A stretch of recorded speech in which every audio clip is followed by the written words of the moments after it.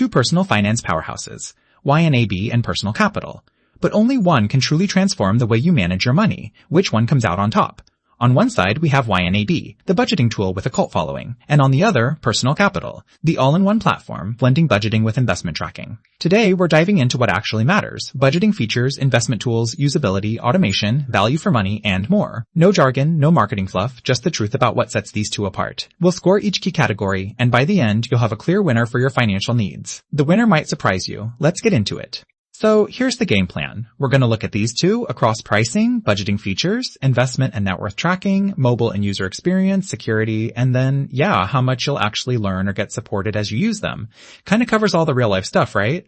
First up, pricing. Okay, YNAB is all about that subscription life. There's a free trial, which is cool, and 0 ads, but $14.99 a month or $100 a year, not cheap, especially if you're just starting out.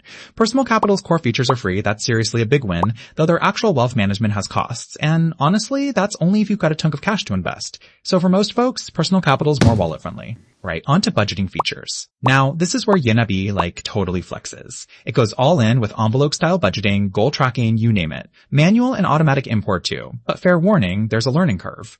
You're not breezing through this first week. Meanwhile, Personal Capital tracks transactions, has basic budgeting, but there's no manual envelope system or that super granular control. So, for true budget nerds, honestly, YNAB wins by a mile here. Next is investment and net worth stuff. Okay, YNAB. It gives you a basic net worth snapshot, and that's fine, but it's not why you're there. Personal Capital, this is their playground. It tracks your portfolio, analyzes fees, offers a retirement planner, and gives you a slick dashboard for net worth. But, flip side, it's not nearly as good for daily budgets. If your goal is watching investments and big picture, Personal Capital's the easy winner here. Oh, and here's something cool while we catch our breath. Did you know the first electronic budgeting tools were built back on DOS computers in the 1980s? If you think budgeting apps are clunky now, just imagine doing it all in a black and green window. Now, let's talk mobile and user experience.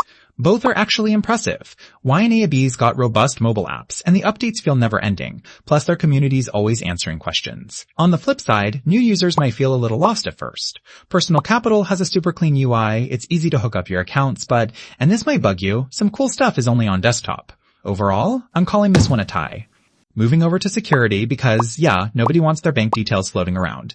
Both YNAB and Personal Capital are basically Fort Knox. They've got bank-level encryption, don't sell your data, and have two-factor authentication. Not much to nitpick here, it's rock solid on both sides. Another tie. And last up, learning and support.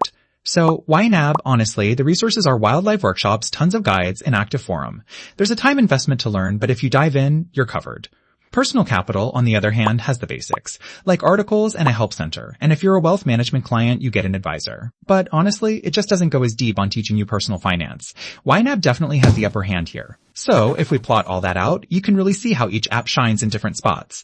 YNAB kills it for budgeters, Personal Capital rules the investment game, and there's some overlap in security and user experience. So, here's where I land. If you thrive on structure, you like the idea of hands-on planning, and you really want to master every dollar, go with YNAB.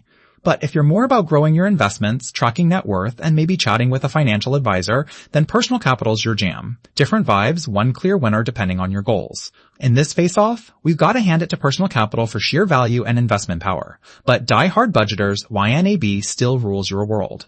If you found this helpful, don't forget to subscribe or maybe share this with a friend who's drowning in budgeting spreadsheets. We've got more side-by-sides and fintech tips coming up. Thanks for hanging out and see you in the next one.